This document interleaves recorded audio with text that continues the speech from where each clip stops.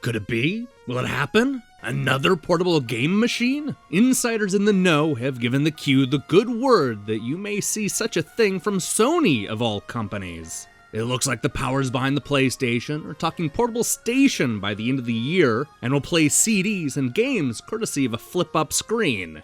While the Q was salivating over such a system, I hear that the concept is partially responsible to Nintendo, Matsushita, and others offering up their assortment of hardware goodies, Ultra, M2, etc. this fall.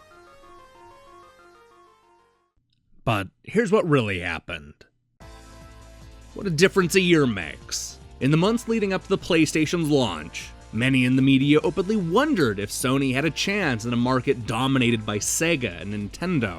They mocked the first-party software and compared the 32-bitter to the 3DO.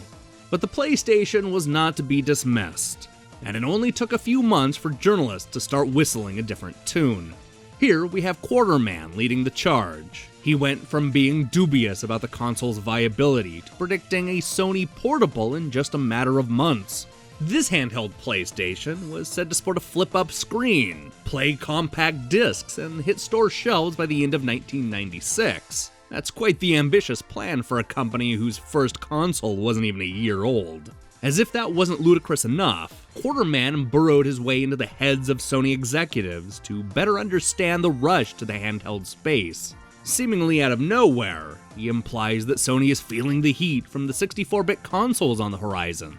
What that has to do with a portable gaming device is anybody's guess, but somehow he links it all together to support this crazy notion that Sony is about to dominate the handheld market. Obviously, that didn't happen. Sony turned their focus to growing their first home console, which would go on to sell more than 100 million units. They seemed perfectly content leaving Nintendo in control of the handheld market. 9 years later, Sony finally decided to release a portable PlayStation. The PSP didn't play CDs or have a flip-up screen, but it did sell more than 80 million units and offered fans a number of great games. Quarterman's excitement for the system waned over time, with Electronic Gaming Monthly largely dismissing the PSP at launch. Hey, thanks for watching the 16th episode of the 30 Ridiculous Retro Rumors. We're just gonna keep posting these failed predictions every day leading up to Christmas, so I hope you'll continue to tune in. Tomorrow brings another rumor from Die Hard Game Fan, and this one's even sillier than the last. Find out how much memory they thought could fit on a Super NES cartridge.